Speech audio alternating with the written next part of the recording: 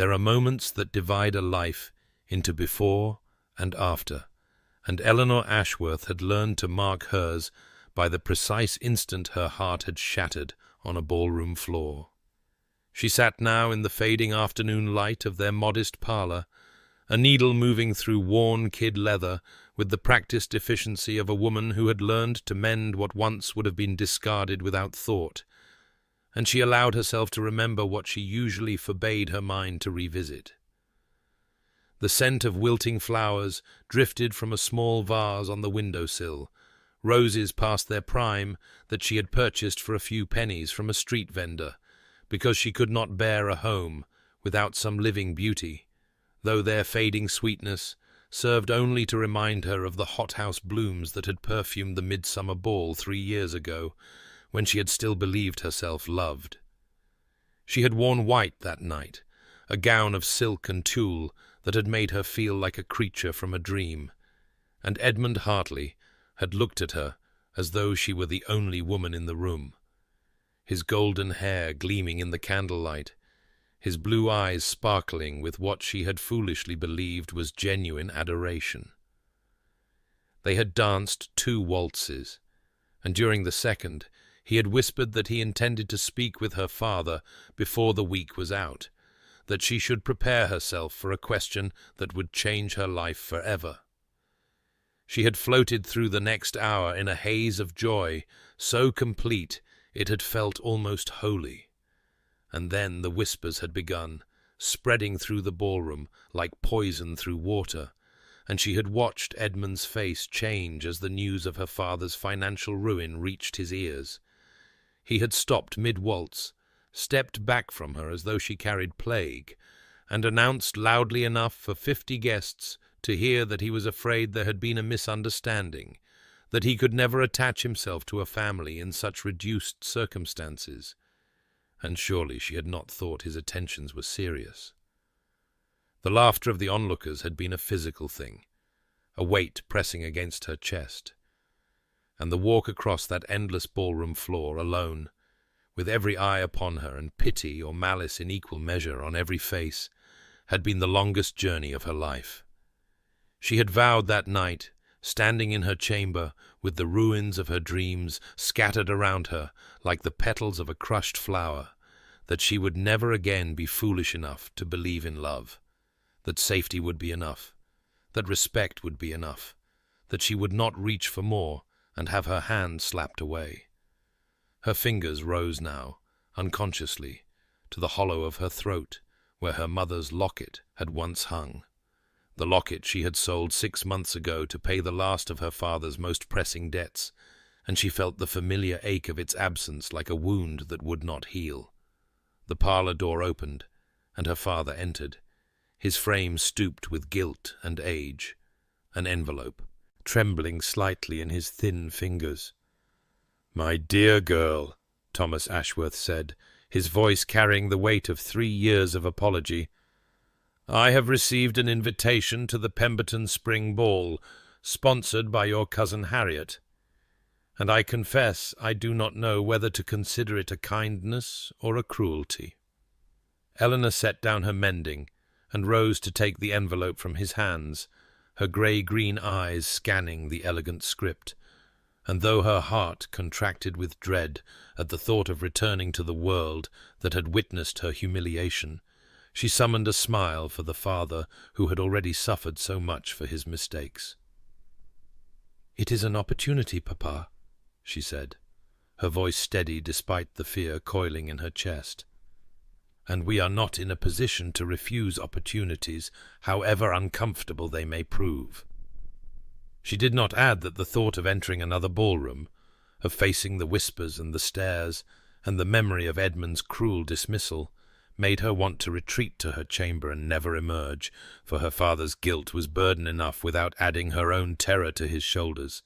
and so she simply pressed a kiss to his weathered cheek and promised that she would write to accept before the evening post. The Pemberton Spring Ball glittered with 1,000 candles reflected in crystal chandeliers,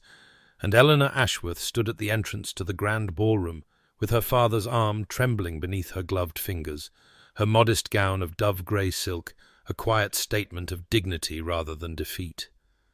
Her chestnut hair pinned in an elegant chignon that revealed the graceful column of her neck, and she drew a breath that felt like swallowing glass as she prepared to enter the world that had cast her out 3 years before. The whispers began before she had taken 10 steps into the room, a susurrus of speculation and memory that followed her like a shadow, and she felt the weight of every curious glance, every raised fan concealing murmured commentary, every pair of eyes that remembered the girl in white who had been abandoned on a dance floor and wondered what desperation had driven her to return. She kept her shoulders straight and her chin level, the posture of a woman who refused to be pitied, though her hand rose unconsciously to the hollow of her throat where her mother's locket should have hung, finding only bare skin and the rapid flutter of her pulse beneath her fingertips. The ballroom was warm, too warm, the press of bodies and the heat of countless candles creating an atmosphere that felt thick and difficult to breathe. And through the tall windows she could see clouds gathering on the horizon, dark masses that promised a storm before the night was through. She had accepted a glass of lemonade and positioned herself near a potted palm with her father when she saw him approaching, Edmund Hartley, his golden hair still artfully styled, his blue eyes still sparkling with that charm that never quite reached their depths, and on his arm walked Viola, the heiress he had chosen over love, her beauty brittle and her smile sharp as broken glass. "Miss Ashworth," Edmund said, his voice carrying just far enough to reach the ears of those nearby, "what an unexpected pleasure to see you venturing out again, though I confess I am surprised your circumstances allow for such entertainments. Or has your situation improved since last we spoke?" Eleanor felt the blood drain from her face, felt the echo of that long-ago humiliation rising in her chest like bile, but she summoned every ounce of dignity her mother had taught her, and met his gaze with steady, grey-green eyes. "I thank you for your concern, Lord Hartley," she replied, her voice quiet but clear, "though I find I require very little to be content, a blessing you might not understand." Something flickered in his expression, irritation perhaps at her refusal to crumble, and Viola laughed, a sound like crystal cracking. But Eleanor barely heard it because the room had begun to spin, the heat pressing against her like a living thing, the memories of that other ballroom overlapping with this one until she could not tell past from present, and thunder cracked outside the windows like the sound of her heart breaking all over again. Her hand flew to her throat, grasping for comfort that was not there, and she felt herself falling, the faces around her blurring into a wash of colour and light, but before she could strike the floor, strong arms caught her, one hand cradling her head with surprising gentleness, and she was enveloped in a scent she had never known before. Sandalwood and cedar, with an undertone of leather, warm and masculine, and somehow safe. She looked up into grey eyes, dark as storm clouds, set in a stern face that seemed carved from granite, and then the darkness claimed her entirely. Eleanor returned to consciousness slowly, as though swimming upward through dark water toward a distant light, and the first thing she became aware of was the scent that had accompanied her into oblivion, that warm masculine fragrance of sandalwood and cedar that seemed to wrap around her like a protective cloak, followed by the sharp medicinal bite of smelling salts being waved beneath her nose by a woman's hand adorned with rings that spoke of wealth and consequence. She opened her eyes to find herself lying on a settee in a private sitting room, the sounds of the ball muffled by heavy doors, and standing at the window with his back to her was the tall, broad-shouldered figure of the man who had caught her, his stern profile illuminated by flashes of lightning as the storm she had seen gathering finally unleashed its fury against the windows. "Ah, she wakes," said the woman with the smelling salts, her voice carrying the crisp authority of one accustomed to being obeyed, though not unkindly. And Eleanor turned her head to find a handsome woman of perhaps 60 years, regarding her with sharp, assessing eyes that held more warmth than her tone suggested. "I am Lady Beatrice Blackwell, my dear, and you have given us quite a fright, though I confess my nephew has seen worse on the battlefield, and remained admirably composed." The man at the window turned at this, and Eleanor felt her cheeks flood with mortified heat as she struggled to sit upright, her hand flying instinctively to her bare throat, where her mother's locket should have offered comfort, and finding only the rapid beat of her own humiliation. "Please do not distress yourself, Miss Ashworth," he said, his voice a deep baritone that rumbled like the thunder outside, clipped and formal, yet carrying an undercurrent of something she could not name, and she realized with dawning horror that this was not merely some gentleman who had happened to be nearby when she fell, but the Duke of Thornton himself, one of the most powerful men in England, into whose arms she had collapsed like some vaporous creature from a penny novel. Her father arrived moments later, his face grey with worry, and in the flurry of explanations and reassurances, Eleanor learned the full measure of her mortification when Lady Beatrice mentioned that her nephew's bank held what remained of the Ashworth debts, a detail that made Eleanor wish the settee would simply swallow her whole. "You carry yourself with remarkable dignity, Miss Ashworth," Lady Beatrice observed quietly, pressing a glass of water into Eleanor's trembling hands. "A quality I find increasingly rare and therefore precious." The Duke offered his carriage to see them home through the storm, a courtesy Eleanor wished desperately to refuse, but could not without giving offence. And so she found herself seated across from him in the close confines of his elegant equipage, the rain drumming against the roof like impatient fingers, his scent filling the small space until she could scarcely breathe without drawing him into her lungs. She studied him covertly in the darkness between lightning flashes, noting the hard line of his jaw, the way his scarred right hand clenched into a fist upon his thigh, the careful stillness with which he held himself.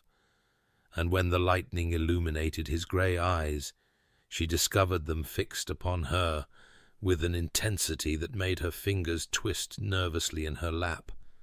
though he looked away the moment he realized she had caught him watching, and neither of them spoke a word for the remainder of the journey home. 3 days passed in a blur of anxious waiting, Eleanor starting at every sound from the street below, telling herself she was not hoping for anything, that the Duke of Thornton had surely forgotten the insignificant woman who had fainted into his arms and inconvenienced his evening. And yet when the knock came on that grey overcast morning, she knew before their single remaining maidservant announced him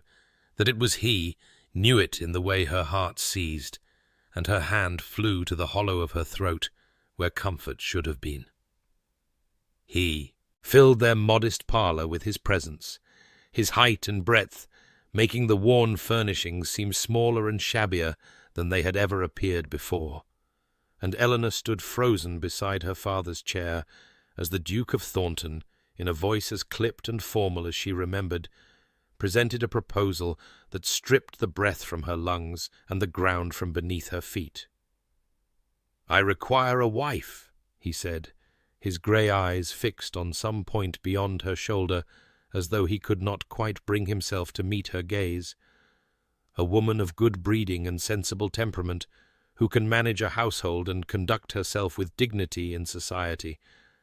And I find myself in a position to offer you security in exchange for these qualities which you possess in abundance, Miss Ashworth, your father's debts settled, your family provided for, and nothing expected beyond companionship and competence." Eleanor heard the words as though from a great distance, felt them landing against her heart like stones dropped into still water, each one sending ripples of complicated emotion through her chest, relief and humiliation, and the quiet death of dreams she had told herself she no longer harboured, and when she finally found her voice, it emerged steady and quiet despite the trembling of her hands.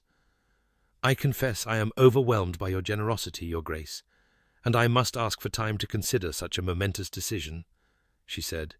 and she watched his scarred right hand clench into a fist at his side as he inclined his head and granted her request, his expression as unreadable as granite, the scent of sandalwood and cedar reaching her across the small distance between them and making her remember against her will. How safe she had felt in his arms. Her father wept when she told him,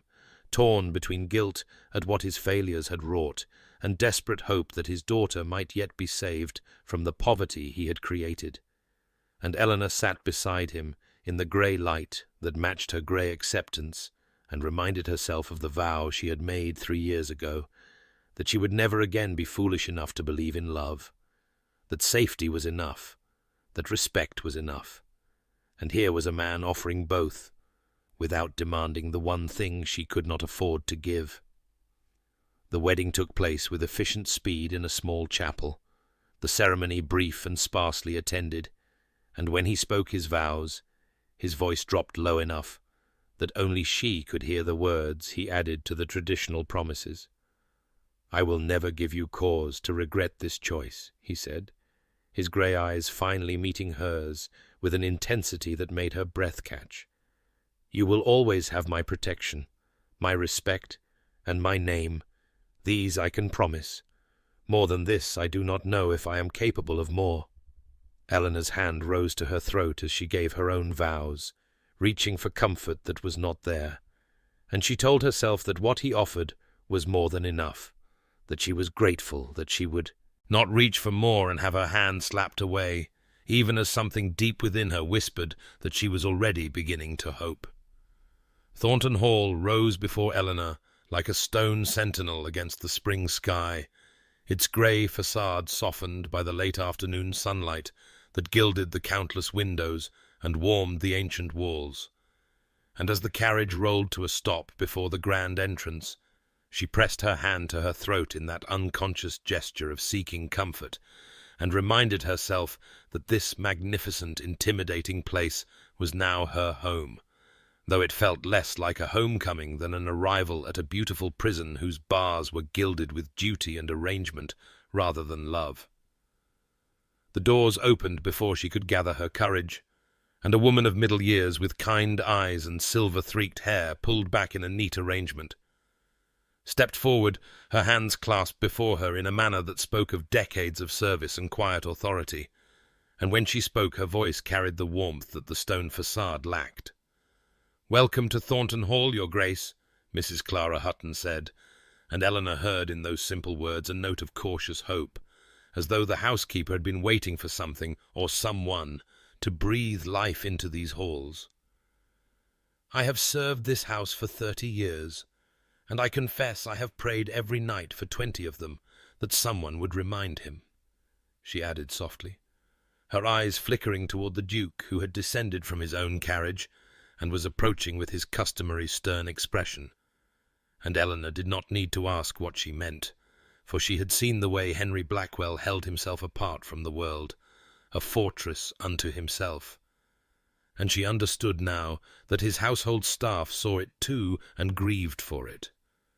Lady Beatrice appeared in the doorway, resplendent in afternoon silk, her sharp eyes taking in the scene with evident satisfaction as she watched her nephew offer his arm to his new bride with formal courtesy. "My nephew has been a fortress for 20 years, my dear," she murmured to Eleanor as they passed into the grand entrance hall, her voice pitched low enough that Henry could not hear. "But fortresses, I have observed, make rather lonely homes." The tour that followed was conducted with meticulous formality, Henry explaining the management of the household she would oversee in clipped, efficient sentences that revealed nothing of his inner thoughts, and Eleanor found herself cataloguing details that spoke louder than his careful words. The portrait of a woman with his grey eyes hanging in the gallery, her gentle smile a stark contrast to her son's stern countenance,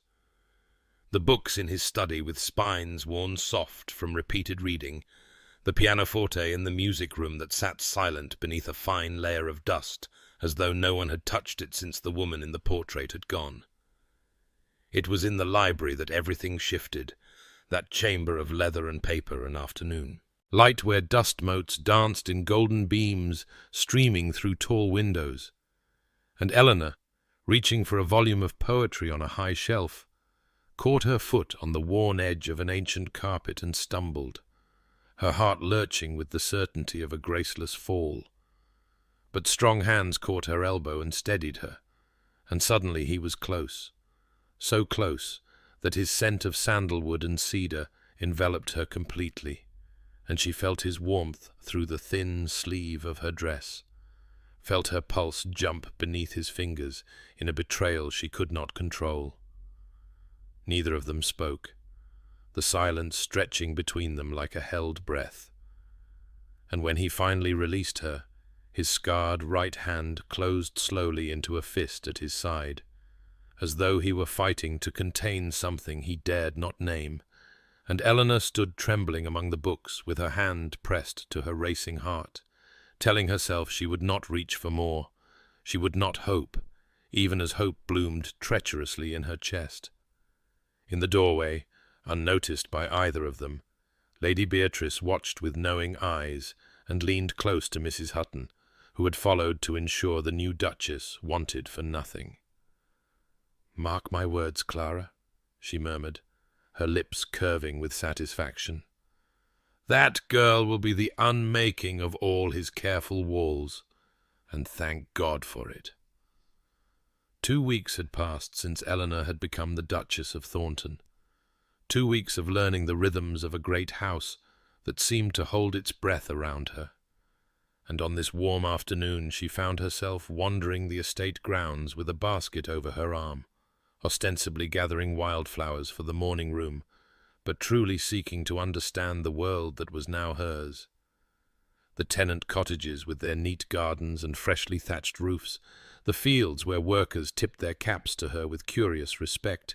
the winding paths that led through ancient oaks whose leaves filtered the sunlight into patterns of gold and green upon the earth. Mrs. Dawson, the wife of the head groundskeeper, had welcomed her into her cottage for tea, and spoken of the Duke with the careful words of one who wished to be honest without being unkind, saying that his Grace was a fair master, generous with repairs and swift to send the physician when illness struck, that no family on the Thornton estate had ever wanted for necessities, but that he was not one for warmth, not one for lingering to ask after children or remembering names. And Eleanor had nodded and sipped her tea and thought of the man who had caught her when she fell, whose hand had lingered 3 heartbeats too long on her elbow in the library,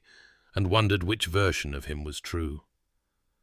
She was walking near the edge of the estate, where the manicured grounds gave way to wilder growth, and a small stream cut through the land, when she heard it, a child's crying, high and frightened and desperate, and her heart clenched as she followed the sound through a thicket of hawthorn until she reached a clearing and stopped, her breath catching in her throat at the scene before her. Henry knelt in the mud beside the stream, his fine riding clothes ruined beyond salvaging, his boots sunk deep in the mire, and before him stood a small boy of perhaps 4 years, tears streaming down his dirty face. And the Duke of Thornton, the man whom society called cold and whom his own tenants described as distant, was speaking in a voice so soft and gentle that Eleanor pressed her hand to her mouth to keep from making a sound. "There now, you are quite safe. I have you. Can you tell me your name, little one? Your mother must be worried, and we shall find her together," he murmured. And when the child only sobbed harder, he reached out with those large, capable hands, and lifted the boy as though he weighed nothing at all, settling him against his chest with an ease that spoke of instinct rather than practice. Uncaring of the mud that smeared across his waistcoat,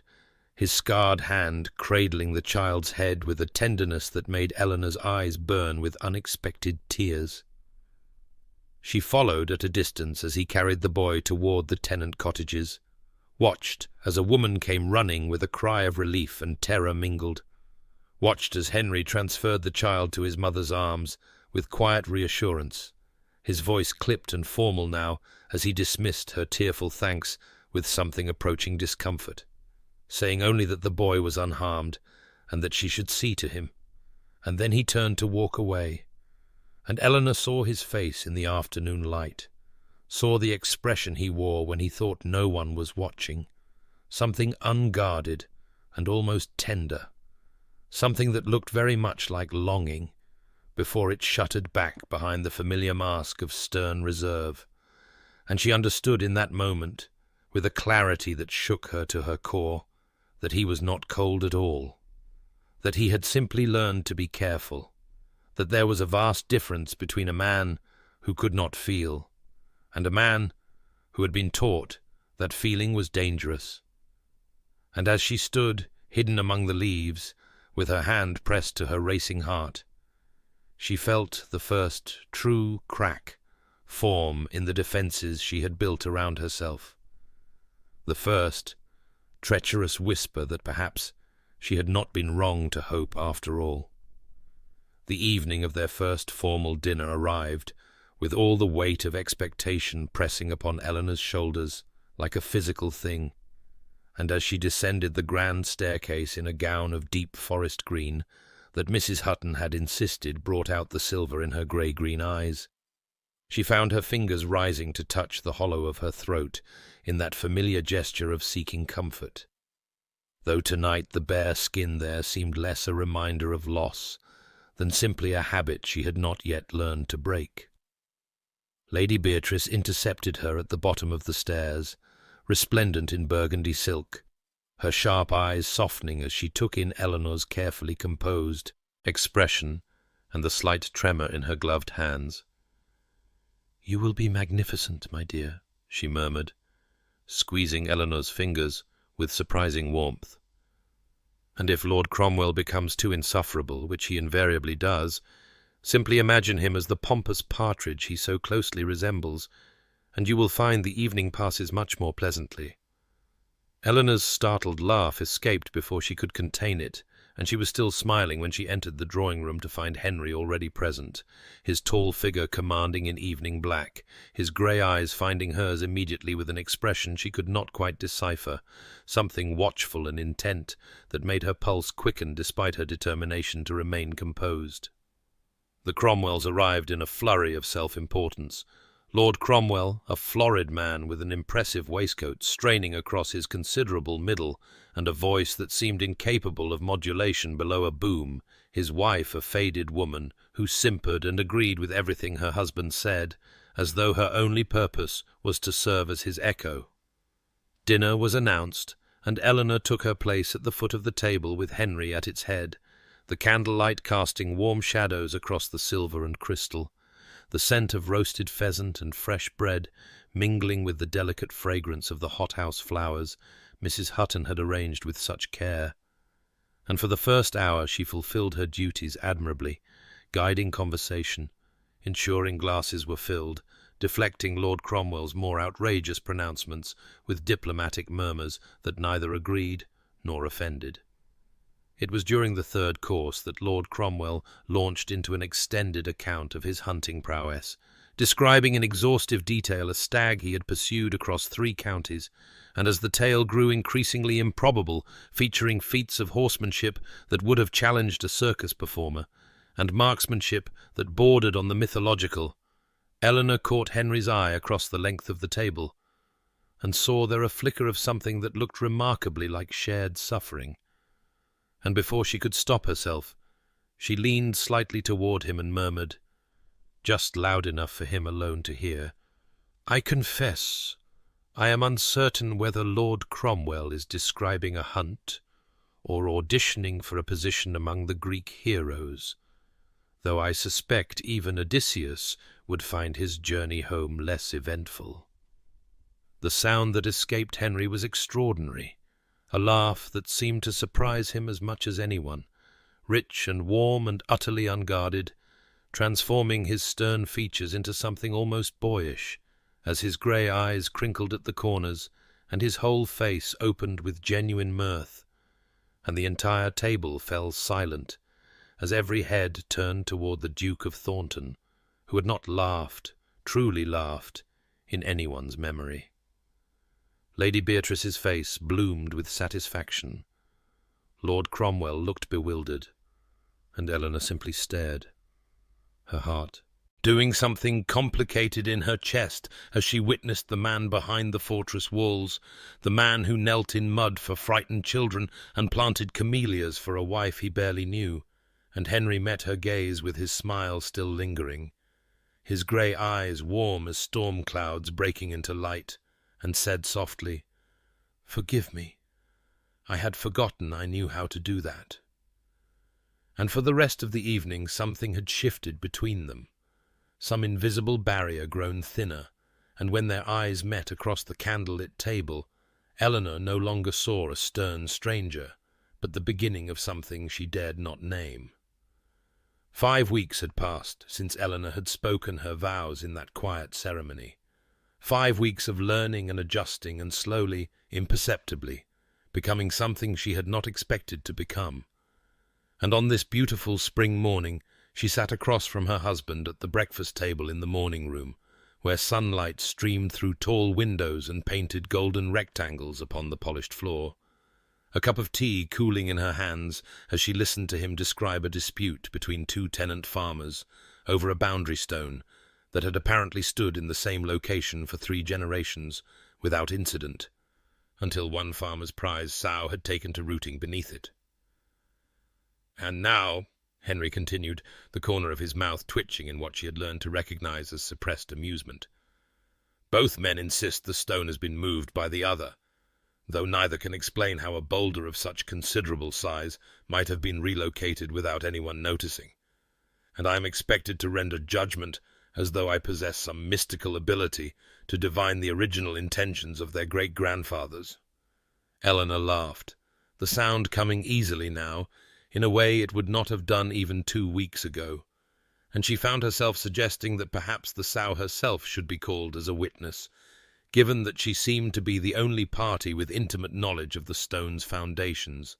and Henry's grey eyes warmed with that light she had come to watch for,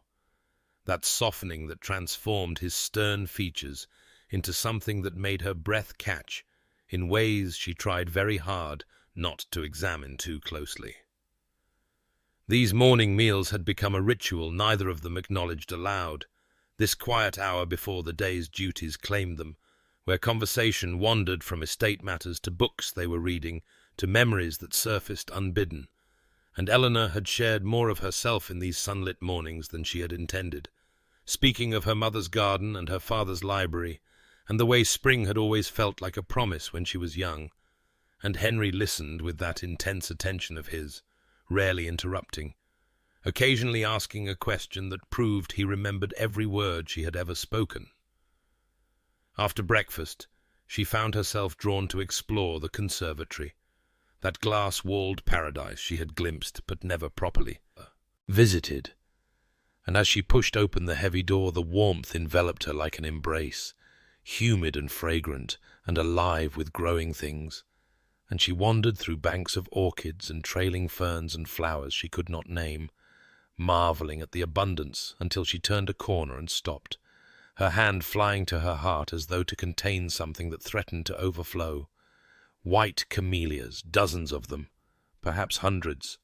their perfect waxy blooms glowing like captured moonlight in the spring sunshine that poured through the glass above, their scent rising around her in a cloud of memory so powerful that for a moment she was a child again in her mother's garden, watching gentle hands arrange those same blooms in a crystal vase, hearing a beloved voice explain that camellias meant admiration and devotion, and that they had been her grandmother's favorite too. "Beautiful, aren't they, Your Grace?" said a voice behind her, and Eleanor turned to find the head gardener, an elderly man named Mr. Thorne, whose weathered face creased with pleasure at her obvious emotion, and she asked when they had been planted, her voice not quite steady, and Mr. Thorne's answer stole the breath from her lungs entirely. "His Grace ordered them the week after your wedding, Your Grace. Had them brought from London specially, he did. Finest specimens money could buy. Said they were to be perfect for when you found them. Said you would know what they meant." Eleanor stood among the blooms with tears burning in her eyes. Tears she blinked back fiercely, even as her hand pressed harder against her heart, and she remembered mentioning camellias once, just once, in passing, during one of those morning conversations she had thought were merely pleasant. And he had listened, he had remembered. He had said nothing at all, but had quietly filled a conservatory with her mother's flowers and waited for her to discover them. and as the scent of white camellias wrapped around her like an embrace. She felt something shift in her chest, some wall she had built beginning to crumble, and she understood with terrifying clarity that she was in very great danger of falling in love with her husband. 7 weeks into her marriage, Eleanor had grown accustomed to the rhythms of Thornton Hall, to the particular creak of the third stair, and the way moonlight fell through the tall windows of the gallery, and the distant chime of the grandfather clock in the main hall, marking the passage of hours she should have spent sleeping. But on this night sleep would not come, no matter how she turned in her sheets or how firmly she closed her eyes. And so she found herself wandering the darkened corridors in her dressing gown with a candle in her hand, telling herself she was merely restless, merely in need of a book from the library, though her feet carried her past the library door without pausing and toward the east wing, where Henry's private study lay, behind a door of carved oak. And she might have continued past that door, too, had she not noticed the thin ribbon of golden light seeping beneath it, evidence that she was not the only soul in this great house unable to find rest. She hesitated with her hand raised to knock, uncertain whether she had any right to intrude upon his solitude, uncertain what she would even say if he admitted her. But something stronger than propriety compelled her knuckles to rap softly against the wood, and when his voice came low and rough, bidding her enter, she pushed open the door to find him seated in a leather chair before the dying fire, a glass of brandy dangling from his fingers, and his grey eyes fixed upon something small that glinted in his other hand, and the scent that greeted her was warmth itself, sandalwood and cedar mingling with the rich amber of good brandy and the smoke of burning applewood. And when he looked up at her, his expression shifted through surprise, and something that might have been vulnerability, before settling into careful welcome. "I could not sleep," she said softly, and he gestured to the chair across from his, and as she settled into it she saw what he held, a miniature portrait in a golden frame, the painted face of a woman with his grey eyes and a gentle smile. And she remembered noticing a similar portrait during her first tour of the house, remembered wondering about the woman who had borne such a striking resemblance to her stern husband. "My mother," he said, following her gaze, and his voice was rough in a way she had never heard it, stripped of its usual careful control, and when she asked gently if he would tell her about her, something cracked open in his expression, some door he had kept barred for 20 years swinging slowly ajar, and he spoke haltingly of a woman who had laughed often and loved fiercely, and died when he was 12 years old, leaving behind a boy who did not understand why the world had grown so cold, and a father who retreated so far into grief that he forgot he still had a son who needed him. And as Henry spoke of learning that love meant loss, that caring for someone only gave the world a weapon to wound you with, his voice broke on the word alone, and his scarred right hand clenched into a fist so tight his knuckles went white against his thigh, and Eleanor did something she had never dared, something that felt as natural as breathing and as terrifying as stepping off a cliff. She reached across the space between them and laid her hand over his clenched fist, saying nothing, offering no words of comfort because she understood that some griefs were too deep for words, and she simply stayed, her palm warm against his whitened knuckles, and for a long moment neither of them moved, the fire crackling softly and the candles burning low and the great house silent around them, until slowly, so slowly she might have imagined it, his hand uncurled beneath hers, his fingers relaxing, opening, and then turning to lace through her own. And they sat like that in the fire-lit darkness until the candles guttered and died, two people who had both learned to build walls, discovering that some walls were meant to fall. 9 weeks into her marriage, Eleanor had ceased to mark the days as she once had, ceased to count the hours until she might reasonably retire to her chamber and escape the strange new life she had stumbled into, because somewhere between the morning conversations and the evening readings, and the quiet moments that accumulated like snowfall, soft and imperceptible, until suddenly the landscape had transformed entirely. She had stopped wanting to escape at all, and on this golden early summer morning she sat in the library that had become their library, curled in the window seat with a volume of poetry open in her lap. Though she had not turned a page in nearly a quarter hour, her attention instead fixed upon her husband, where he sat at his desk attending to correspondence, watching the way sunlight caught the silver threading through his dark hair, and the way his brow furrowed slightly when he encountered something that displeased him, and the way his mouth softened, almost imperceptibly, when he glanced up and caught her watching. And she looked away quickly, heat rising to her cheeks, but not before she saw the corner of his lips curve upward in what she had learned to recognize as his private smile, the one he seemed to reserve for her alone. Later that morning, he appeared in the doorway of the small sitting-room, where she was reviewing household accounts with Mrs. Hutton, and without preamble he crossed to her and placed something on the table beside her ledger, a length of ribbon, the precise grey-green of a winter sea. And when she looked up at him in surprise, he merely said that he had noticed her old hair ribbons were worn, and that this colour had reminded him of something, though he could not say what. And then he was gone before she could find words to thank him, and Mrs. Hutton's knowing smile made Eleanor's cheeks burn, even as her fingers traced the silk that matched her eyes so exactly it might have been dyed to order, which of course it had been,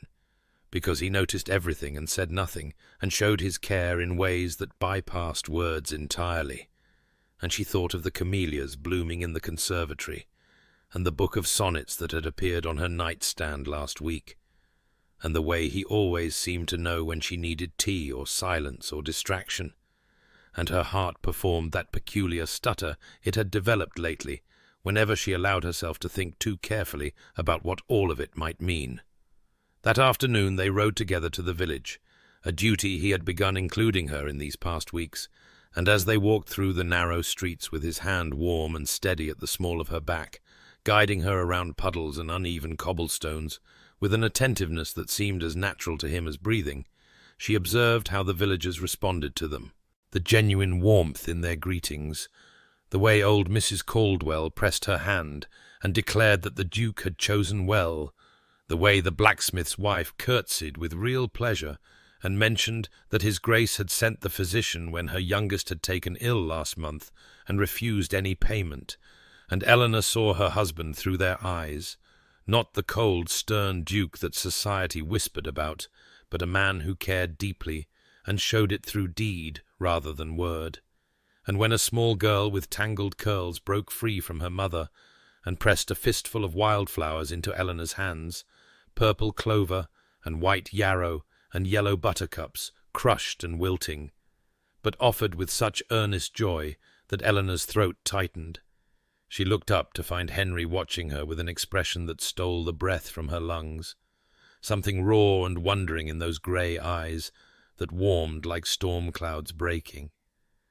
And she clutched the flowers to her heart without thinking, and watched his gaze follow the gesture, and saw his scarred hand clench once at his side before deliberately relaxing. And neither of them spoke, but something passed between them that felt like a promise. That night, alone in her chamber with the wildflowers pressed in a book, and the grey-green ribbon threaded through her unbound hair, Eleanor stood at her window, watching moonlight silver the gardens below, and finally allowed herself to name the truth she had been running from since that night in his study when his hand had uncurled beneath hers,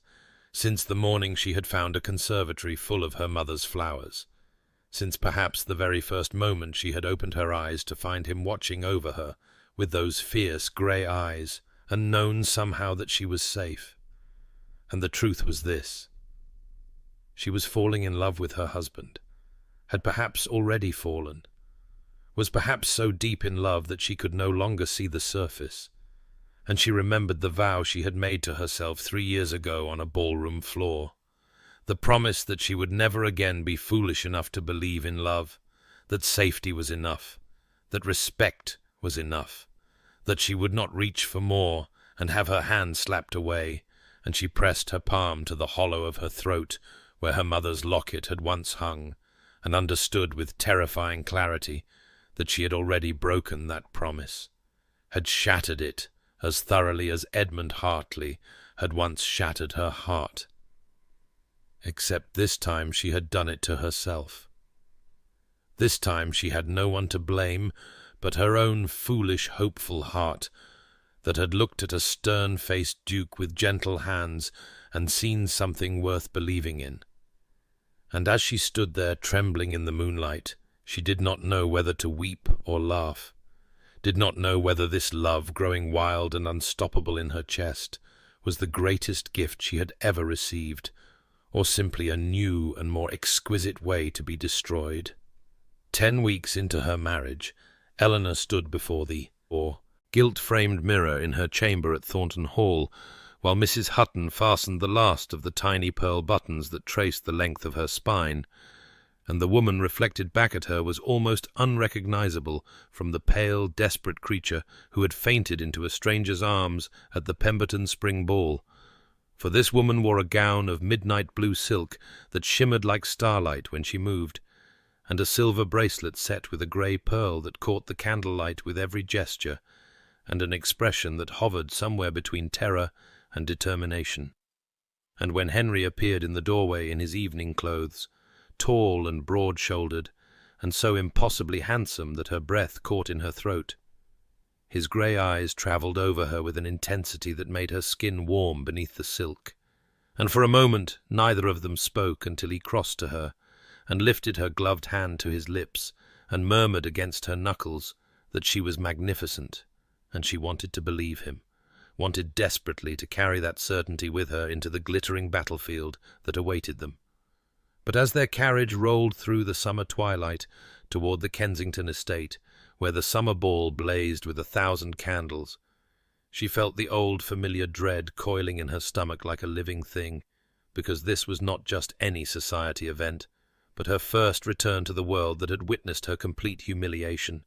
the world that had watched Edmund Hartley abandon her on a dance floor,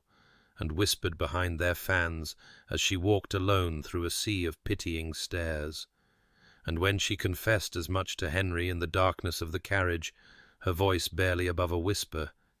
he reached across the space between them and took her hand in his scarred palm warm and steady against her trembling fingers, and said simply that she was the Duchess of Thornton now, and that she should let them remember that, and something in the quiet certainty of his voice steadied her enough to lift her chin as the carriage door opened, and the music and light of the Kensington ballroom spilled out into the gathering dusk, where storm clouds were beginning to mass on the horizon, and she placed her hand on his arm and felt the solid strength of him beside her, and told herself that she could do this, that she was no longer the ruined daughter of a bankrupt gentleman, but the wife of one of the most powerful men in England. And for a time it seemed that she was right, for society was forced to acknowledge her new position with curtsies and congratulations that ranged from genuine to grudging. And when Henry led her onto the dance floor for their first waltz as husband and wife, his hand warm at her waist and his grey eyes fixed on hers with an expression that made her forget there was anyone else in the room, she felt something loosen in her chest that had been clenched tight for 3 long years. But then the music ended, and the dancers began to disperse, and she saw him approaching through the crowd, Edmund Hartley with his golden hair and his charming smile that never reached his eyes, and his wife Viola trailing behind him with an expression of bored malice, and Eleanor's hand flew unconsciously to the hollow of her throat as Edmund stopped before them and let his gaze travel over her with insulting slowness, before declaring loudly enough for a dozen nearby guests to hear that he had always known she was clever, but he had never imagined she was quite clever enough to trap a duke with her desperation. And as the murmurs began to spread and the faces turned toward her with that terrible familiar curiosity, she felt the colour drain from her cheeks and the words die in her throat, and the old humiliation rise up to drown her, and she could not speak, could not move, could only stand frozen, while Edmund's cruel smile widened, and the moment stretched on and on, terrible and endless, the echo of the midsummer ball ringing in her ears as thunder rumbled in the distance. The silence that followed Edmund's words stretched like a held breath, the ballroom suspended in that terrible moment of collective anticipation, and Eleanor felt herself dissolving into the old familiar shame, felt herself becoming once again the ruined girl on the midsummer ball floor. But then Henry moved, a single step forward that somehow commanded the attention of every soul in the room, and when he spoke, his voice was not loud, but it carried with the cold precision of a blade being drawn, each word deliberate and devastating as he addressed the man who had dared to insult his wife. "Hartley," he said, and the name fell like a stone into still water. "I find myself curious about the source of your confidence, given that your own circumstances are so widely known to be precarious. Your debts mounting despite your wife's fortune, your investments failed, your reputation as a fortune hunter so thoroughly established that not a single respectable family in England would permit their daughter within speaking distance of you, and yet here you stand, casting aspersions upon a woman whose worth you were too blind and too mercenary to recognize when you had the chance to claim it." Edmund's face had gone the color of old parchment, his charming smile frozen into something grotesque, and Henry continued without pause, his grey eyes cold as winter steel. "You discarded a woman of extraordinary worth for a purse, and now you dare to speak to my wife as though she should feel shame? The shame, Hartley, is entirely yours, and every person in this room knows it, just as they know that your marriage is a hollow mockery, and your prospects grow dimmer by the season, while you cling to the coat-tails of a wife who openly despises you." The silence was absolute now, broken only by the distant rumble of thunder beyond the tall windows, and Eleanor watched as Viola Hartley turned to look at her husband with an expression of such undisguised contempt that it seemed almost a kindness compared to the social execution Henry had just performed. And then Henry's arm came around Eleanor's waist, warm and solid and claiming, as he turned to address the assembled guests with that same quiet authority that brooked no argument. "My wife is the Duchess of Thornton," he said, and his voice carried to every corner of the ballroom. "She is the finest woman I have ever known, and any insult to her is an insult to me, and I trust I need not explain the consequences of that." No one spoke, no one moved, and then Henry was guiding Eleanor toward the dance floor with gentle, inexorable purpose, and the orchestra, recognizing their cue with the instinct of musicians who understood the currents of power, struck up a waltz, and Eleanor found herself in her husband's arms, trembling so violently she was not certain her legs would hold her, dancing alone in the center of the floor, while 100 pairs of eyes watched, and the thunder rolled closer, and the world she had feared for 3 long years rearranged itself around her. "You did not need to do that," she whispered, her voice catching on something that might have been tears or laughter or both. "Yes," Henry said, his grey eyes fierce on hers with an intensity that stole what remained of her breath. "I did." And as other couples began to join them on the floor, as society reorganized itself around this new reality in which the Duchess of Thornton was not to be trifled with, Eleanor looked up at the man who had just defended her honor before all the world, and felt the last of her careful walls crumble into dust, because this was not protection born of duty or respect offered from obligation. This was something far more terrifying and wonderful, and though neither of them had spoken the words, she knew with sudden blazing certainty that she was not the only one who had broken their vow. The carriage jolted into motion as the first true fury of the storm broke over them, rain lashing against the windows with such violence that the world beyond became nothing but streaks of water and darkness.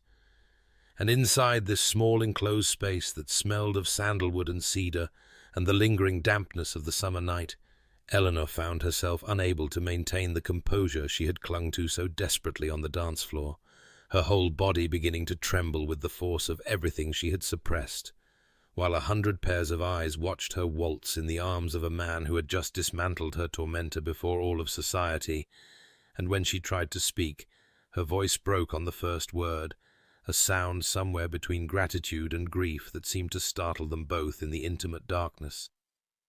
"What you did," she managed, pressing her gloved fingers to her lips, as though she could hold back the flood of emotion threatening to overwhelm her. "What you said to him, I cannot. You must understand that no one has ever—"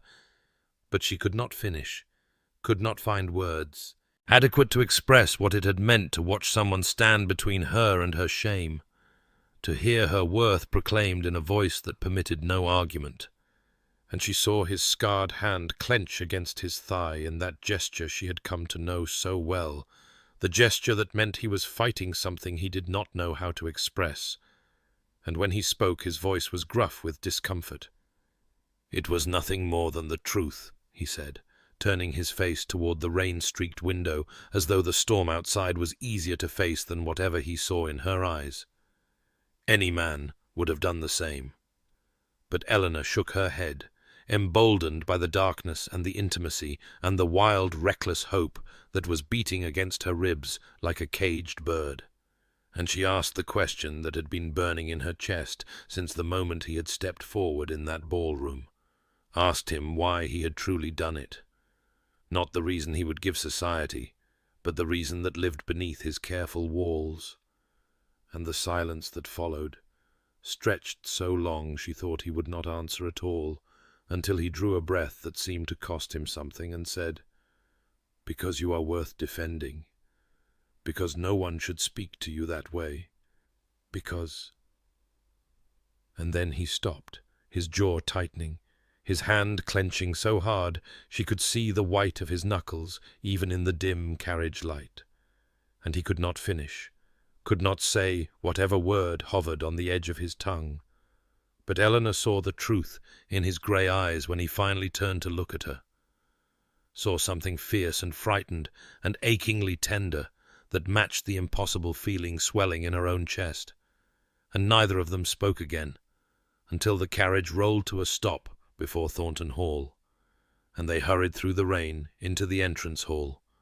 where servants waited with candles and concerned murmurs about the storm. And Eleanor thought the moment had passed, thought they would retreat to their separate chambers and their separate silences as they had done every night for 10 weeks. But then his hand caught hers as she turned toward the stairs, his fingers warm and slightly unsteady against her own. And when she looked back at him, his expression was stripped of every defense he had ever built, raw and vulnerable and so beautiful, it made her heart ache. "Eleanor," he said, and the sound of her Christian name in his voice, spoken for the first time without title or formality, was like a key turning in a lock she had not known was closed. "I meant every word." He lifted her hand to his lips with a tenderness that belied the strength of his grip, pressed a kiss to her knuckles that burned through the silk of her glove, and then released her and walked away toward his own chambers without looking back. And Eleanor stood alone in the candle-lit hallway, with her hand pressed to her heart, and her whole body trembling with a hope so fierce and so terrifying that she could scarcely breathe, because she understood now that his vow of protection and respect had been a lie, not in its promise but in its limitation, and whatever existed between them had already grown into something far more dangerous and wonderful than either of them had intended. The week that followed, the Kensington ball, passed in a kind of exquisite agony that Eleanor could neither escape nor bring herself to end, for everything had changed between them, and yet nothing had changed at all, their routines continuing with the same outward rhythm of breakfast conversations and evening readings and quiet walks through the summer gardens, while beneath the surface something vast and unspoken trembled like heat lightning on the horizon, and she found herself acutely aware of his presence in ways that bordered on torment. The way his hand brushed hers when he passed her a book in the library, sending sparks racing up her arm. The way she would look up from her embroidery to find his grey eyes fixed upon her with an intensity that stole the breath from her lungs and set her heart hammering against her ribs. The way he said her name now with that low, rough tenderness that made her think of the kiss he had pressed to her knuckles and the fierce declaration that had silenced a ballroom. And Lady Beatrice observed it all with the knowing satisfaction of a woman whose predictions were coming true before her very eyes, her sharp gaze moving between them at dinner with barely concealed delight, while Mrs. Hutton found excuses to linger in doorways and smile her quiet, motherly smile at the transformation unfolding in the house she had served for 30 years. It was on the 5th day of this sweet torture that Eleanor found herself alone in the library, reaching for a volume of poetry on the highest shelf she could access. And her fingers closed instead upon a worn leather binding that she did not recognize, a collection of Shakespeare's sonnets so well read that the spine cracked when she opened it, and her breath caught in her throat when she saw the marginalia. The careful notations in her hand she had come to know from estate documents and correspondence, Henry's precise script marking passages with dates and observations, and when she turned to Sonnet 116 she found the entire poem underlined with a date written beside it that made her knees go weak, a date that preceded their wedding by 3 days, and the words seemed to blur before her eyes as she read them again and again. Love is not love, which alters when it alteration finds, or bends with the remover to remove. And she pressed the book to her chest, and wondered if he had meant her to find it. Wondered what it meant that he had marked these words before he had even spoken his vows, and the wondering was almost more than she could bear. She was still standing there, clutching the sonnets like a lifeline, when Lady Beatrice found her, and something in Eleanor's expression must have betrayed the tumult within, because the older woman crossed to her immediately, and took her hands with a gentleness that undid the last of Eleanor's composure, and the words spilled out before she could stop them. The admission that she loved him so desperately it terrified her, that she was afraid this would always be an arrangement to him, that she had broken her vow never to believe in love, and now she stood on the precipice of having her heart shattered once more, and Lady Beatrice listened with those sharp, knowing eyes softening into something like tender amusement before she squeezed Eleanor's trembling fingers and said, "My dear girl, my nephew has been in love with you since the moment you fainted into his arms. He simply has no idea how to say it, but I have watched him build walls for 20 years, and I have never seen anyone bring them down the way you do. So you must be patient with him, and brave enough for both of you, because he will find the words eventually. And when he does, I suspect they will be worth the waiting." 2 days had passed since Lady Beatrice's words had planted themselves in Eleanor's heart like seeds that would not stop growing. 2 days of watching and waiting and feeling the weight of unspoken truth pressing against her chest until she thought she might shatter from the force of it. And on the morning of the 3rd day she woke to a sky the colour of bruised plums, and a restlessness in her blood that would not be quieted by embroidery or reading or any of the gentle occupations that had once brought her peace, and she knew with a certainty that settled into her bones like the ache before a storm that she could bear the uncertainty no longer, that she must speak or be consumed by the speaking she had left undone. And so, when Mrs. Hutton came to help her dress, selecting a gown of soft dove-grey that matched the gathering clouds beyond the window, Eleanor found herself asking questions she had never dared to ask before.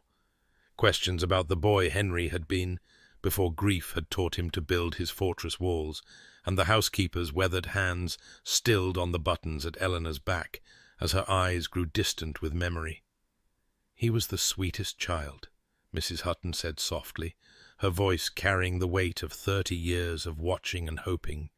always bringing me flowers from the garden, always wanting to know if the kitchen maids were happy, if the stable boys had enough to eat, and when his mother died, something in him went quiet, and when his father turned cold, something in him closed like a door being locked from the inside.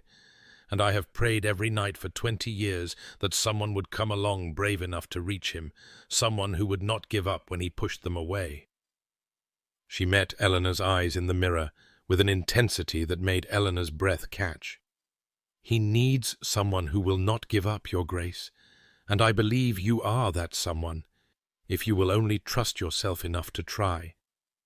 Eleanor descended the stairs with Mrs. Hutton's words echoing in her heart, determined to find Henry and speak the truth that burned in her chest, but the footman informed her that his Grace had ridden out at dawn to inspect storm damage on the far reaches of the estate, and was not expected to return until evening, and so she was left to wait with the storm clouds gathering on the horizon, and the air growing heavy and electric with the promise of rain, and she paced the morning room until she could pace no longer, her hand rising again and again to the hollow of her throat, where the silver bracelet now rested against her pulse, the grey pearl warm from her skin, and finally her restless feet carried her to the conservatory, where the white camellias bloomed in glorious profusion, their scent rising to meet her like an embrace as she pushed open the glass door and stepped into the humid warmth.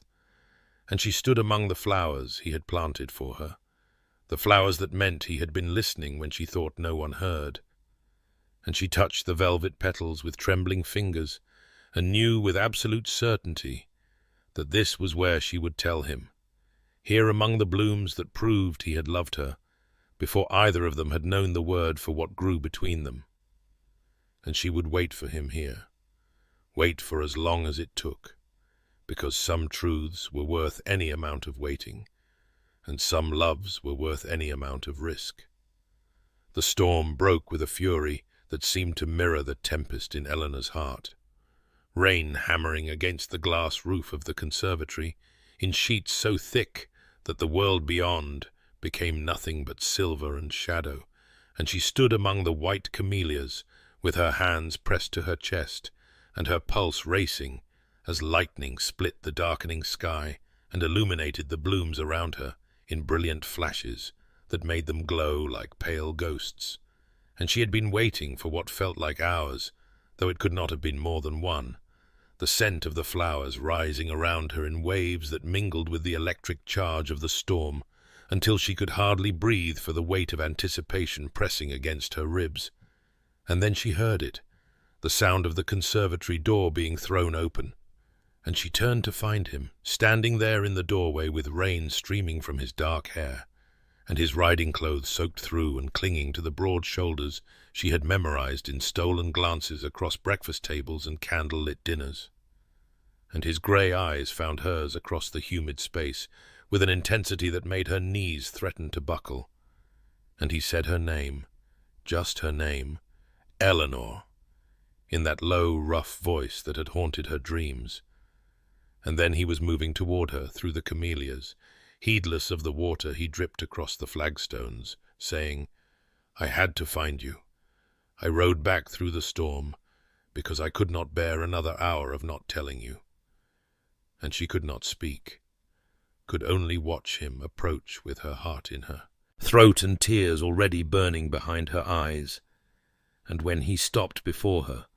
close enough that she could smell the rain on his skin mingling with that beloved scent of sandalwood and cedar, his scarred hand was trembling at his side as he struggled to find words that had clearly been building in him for months. "Love is not love, which alters when it alteration finds," he said, his voice breaking on the familiar words. "I marked that sonnet 3 days before our wedding, because I knew even then, Eleanor, I knew what you were to me, even when I told myself this was merely an arrangement, and I have been a coward, the worst kind of coward, because I made you a vow that I would give you protection and respect and my name, and that I did not know if I was capable of more, but that was a lie. Not the protection or the respect, but the rest of it, because I am capable of so much more. I am capable of everything.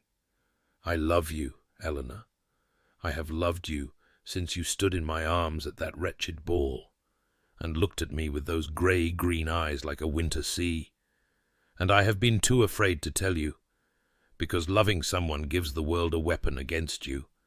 and I have spent 20 years making certain no one would ever have that power over me again. But you have it. You have had it since the beginning, and I cannot pretend otherwise for one more moment." The tears were streaming down her cheeks now, and she reached up to touch his face with fingers that shook, and she said, "I broke my vow too. The vow I made never to believe in love again. I broke it for you. I love you, Henry. I love you so much. It terrifies me, and I am grateful and overwhelmed, and I do not have words grand enough for what I feel." And his hands came up to cradle her face, those large, gentle hands that she had watched comfort a lost child and clench against emotion and reach for her in the darkness of a carriage. And he kissed her, finally, at last, his lips soft and reverent against hers as the thunder rolled overhead and the lightning flashed through the glass, and the scent of camellias surrounded them like a blessing. And when they broke apart, breathless and trembling, she saw through the rain-streaked glass that the storm was breaking, golden light spilling through the clouds, as if the heavens themselves were acknowledging what had finally been spoken aloud. They remained in the conservatory as the storm retreated across the hills, the violence of the rain softening to a gentle patter, and then to silence, and the clouds parted to reveal the first trembling stars of evening, while Eleanor stood in the circle of Henry's arms, with her cheek pressed against his damp chest, and his heartbeat steady beneath her ear. And they talked as they had never talked before, words spilling from them like water finally released from a dam. And he told her about the morning after their wedding, when he had clasped the silver bracelet around her wrist, how he had commissioned it the very day he proposed, because even then he had known she deserved something beautiful, something that would rest against her pulse and remind her that someone had noticed the color of her eyes. And she wept again at this confession, at the realization that he had been loving her in his quiet way from the very beginning, while she had been too wounded to see it. And she told him that he was everything she had never dared to hope for, that she had armored herself against dreams of love, only to find that love had slipped past her defenses in the form of a stern duke who planted flowers she had mentioned once and caught her when she fell and defended her honor before all of society. And his arms tightened around her as she spoke. And when the stars had fully emerged and the conservatory had grown cool with the passing of the storm, he took her hand and led her through the quiet house where the candles had been lit against the darkness and the servants had discreetly vanished, and they climbed the stairs together in a silence that trembled with anticipation. And when they reached the door of her chambers he stopped, his grey eyes searching her face with an intensity that made her breath catch, and he said in that low, rough voice that had become the sound of safety itself, "I will not presume, Eleanor, this must be your choice." And she looked up at this man who had given her protection and respect, and his name and so much more. This man who had broken down his fortress walls for her. And she took his scarred hand in both of hers and drew him across the threshold, saying, "You are my choice, Henry.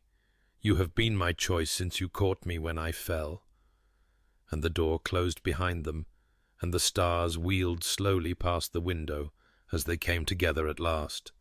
tender and passionate and reverent, his hands trembling as they learned the geography of her skin,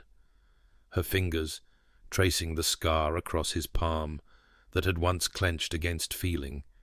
and now lay open and relaxed against the small of her back.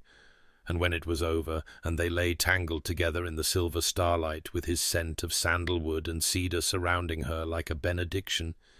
he whispered her name against her hair, "Eleanor, my Eleanor." And she knew that she had found at last the home she had been searching for, not in the grand halls of Thornton, or the modest parlour of her girlhood, but here in the arms of a man who had chosen her, who would always choose her, whose love had been patient enough to wait until she was brave enough to reach for it. 2 weeks had passed since the storm that had broken both the summer sky and the walls around their hearts, and Thornton Hall had transformed into something Eleanor would not have recognized on that first anxious afternoon when she had arrived as a bride in name only. For now the great stone house seemed to breathe with warmth and laughter, the very air softened by the change that had come over its master, and she watched him across the breakfast table on this golden morning, as he smiled at something Lady Beatrice said, a real smile that crinkled the corners of his grey eyes and made him look younger than his years, and his hand rested on Eleanor's wrist as it so often did now, his thumb tracing absent circles over the silver bracelet with its grey pearl that caught the morning light, and Mrs. Hutton moved through the room with tears perpetually threatening at the corners of her eyes, exchanging glances with the footmen and the maids, who had all noticed how their stern duke had become a man transformed, how he laughed openly and touched his wife constantly, and looked at her as though she had hung the very stars he had whispered her name beneath. And when Mr. Thomas Ashworth arrived that afternoon to see his daughter before the evening's grand gala, he stood in the doorway of the drawing-room and watched Henry press a kiss to Eleanor's temple while she reviewed the seating arrangements, and the old man's eyes filled with tears that spilled down his weathered cheeks as he said in a voice thick with emotion, "I have given you nothing but trouble, my dear girl, but God has given you this, and I am grateful beyond words." And Eleanor embraced her father, while Henry stood by with his scarred hand relaxed at his side, no longer clenched against feeling, but open and ready to reach for her, as it always was now. Lady Beatrice surveyed the scene from her chair by the window with the satisfaction of a woman whose predictions had come gloriously true, declaring to Mrs. Hutton, "I told you, Clara, that girl would be the unmaking of all his careful walls, and look at him now, look at them both." And Mrs. Hutton could only nod and dab at her eyes with her handkerchief, her 20 years of prayers answered in the radiant happiness that filled every corner of the house. The gala itself was a triumph beyond anything society had witnessed in a generation, the great ballroom of Thornton Hall blazing with 1,000 candles that reflected off crystal chandeliers, and the jewels adorning the necks of every important family in the county. And Eleanor descended the grand staircase in a gown of deep grey-green silk that matched her eyes exactly, the silver bracelet glinting at her wrist, her chestnut hair swept up to reveal the graceful column of her neck, and the small beauty mark below her left cheekbone that Henry had traced with his thumb just an hour before, while telling her she was the most beautiful woman in England, and she moved through the crowd on his arm with her shoulders straight and her chin level, no longer the posture of a woman refusing to be pitied, but the carriage of a woman who knew herself beloved. And the whispers that followed her now were not of scandal or ruin, but of admiration and envy. "Look how he watches her," they murmured. "Look how she glows. They say it was an arrangement, but no one could look at them and believe it." And Eleanor heard every word and smiled, her hand resting on Henry's arm as he guided her through the throng with his palm warm against the small of her back, positioning himself always between her and any potential slight, though none came now, for society had recognized what she had become and bowed before it. Edmund Hartley stood near the refreshment table with Viola on his arm, his golden hair less lustrous than it had been 3 years ago, his handsome face grown bitter around the edges, and he watched Eleanor pass with an expression that mingled envy and regret in equal measure, forced to attend by the social consequence of refusing an invitation from the Duke of Thornton, forced to witness the woman he had discarded as damaged goods, now reigning as the undisputed queen of the evening. And when Viola approached Eleanor near the terrace doors with that brittle smile and those cold eyes, saying in a voice pitched just loud enough to carry, "How charming that you have managed to make something of yourself after all. though I suppose even a fallen woman can rise if she finds a wealthy enough protector." Eleanor did not flinch, did not feel the old shame rising, but simply looked at the beautiful, bitter woman before her with something that surprised them both, genuine pity, and she said softly, "I hope you find happiness some day, Lady Hartley. It is quite wonderful." And she turned and walked away on Henry's arm, leaving Viola speechless and pale, and Henry's hand tightened on hers as he murmured, "That was magnificently done." And she looked up at him, at this man who had defended her honour and planted her flowers and broken down his fortress walls to let her in, and she said, "I find I have nothing left to prove to anyone but you." And his grey eyes, warm as storm clouds breaking into sunlight, met hers with such love that several nearby matrons sighed audibly, and Eleanor knew that the girl who had stood frozen with humiliation on a ballroom floor 3 years ago was gone forever, replaced by a woman who had learned that love was not the absence of fear, but the courage to hope anyway. And as the orchestra began to play, and Henry led her onto the dance floor for the first waltz, she rested her head briefly against his shoulder and whispered, "Thank you for catching me when I fell." And he pressed his lips to her hair and whispered back, "Thank you for teaching me how to love." And they danced beneath the glittering chandeliers, while society watched and whispered and wondered at the transformation of the cold Duke of Thornton, not knowing that the true miracle was not his transformation at all, but the quiet courage of a woman who had dared to believe in love again. 5 years had passed since the storm that had changed everything. 5 years of mornings waking in his arms, and evenings reading together in the library, and nights whispered with promises kept and exceeded. And on this golden autumn afternoon, Eleanor stood at the nursery window, with her hand resting on the sill, where the late sunlight pooled like honey,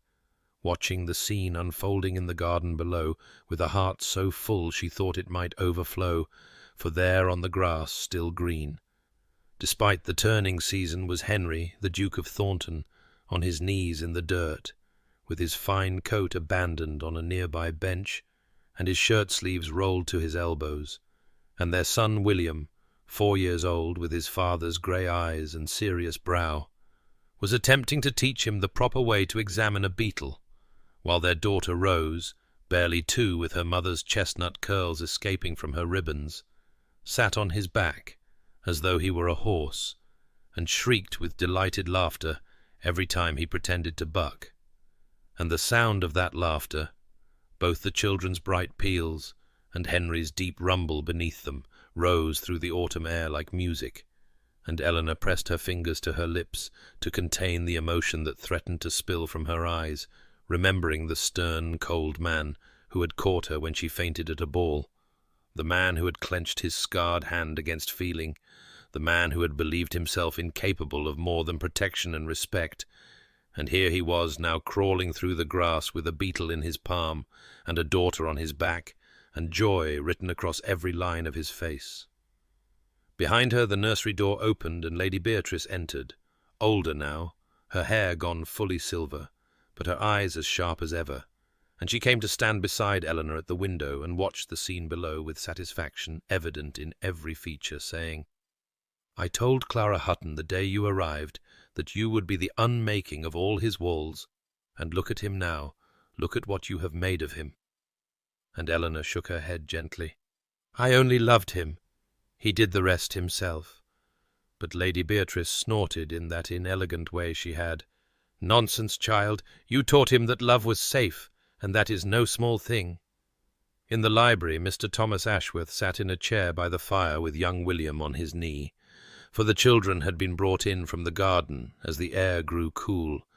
and he read to his grandson from a book of fairy tales, while Rose drowsed against Mrs. Hutton's shoulder,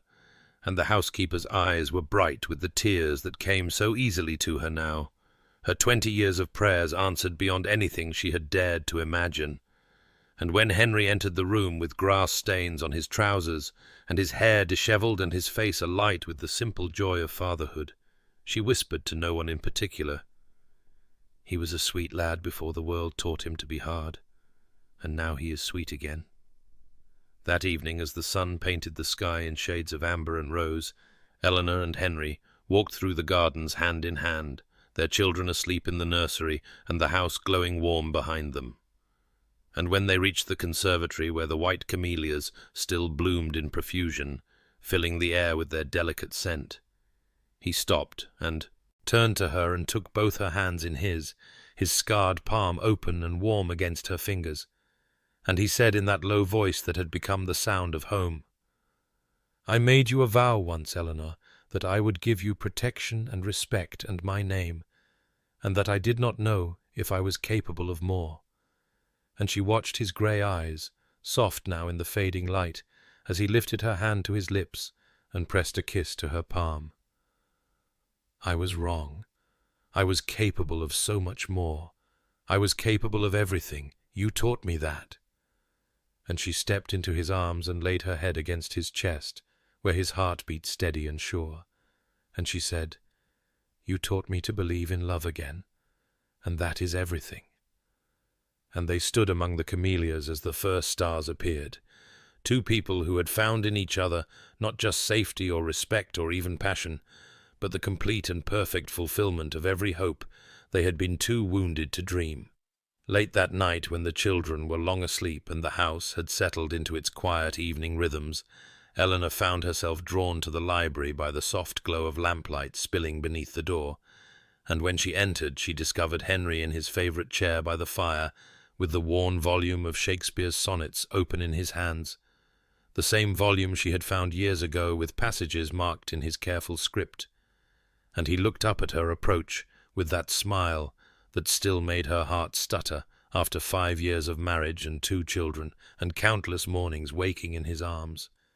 And he extended his hand to her in silent invitation, and she went to him as she always did, curling against his side in the wide chair, with her head resting on his shoulder, and the scent of sandalwood and cedar wrapping around her like the embrace of home itself. And he began to read aloud in that deep voice that rumbled through his chest and into her very bones. "Let me, not to the marriage of true minds, admit impediments. Love is not love which alters when it alteration finds, or bends with the remover to remove." And Eleanor joined him for the final lines, their voices twining together in the firelit room. "If this be error, and upon me proved, I never writ, nor no man ever loved." And when the words faded into the crackle of flames and the soft tick of the grandfather clock, they sat in comfortable silence with his scarred hand open and relaxed against her back. And Eleanor thought of the journey that had brought her here, from the shattered woman who had stood frozen with humiliation on a ballroom floor, to the beloved Duchess, who now wore a silver bracelet set with a grey pearl, and walked through life on the arm of a man who had planted white camellias simply because she had mentioned once that her mother loved them, and she remembered her vow never to believe in love again, that desperate promise made in the ashes of Edmund Hartley's cruelty, and she was grateful beyond words that she had broken it, grateful for Lady Beatrice's sharp wisdom and Mrs. Hutton's faithful prayers, and her father's gentle hope, grateful most of all for her own courage in reaching for a man who had hidden behind fortress walls for 20 years.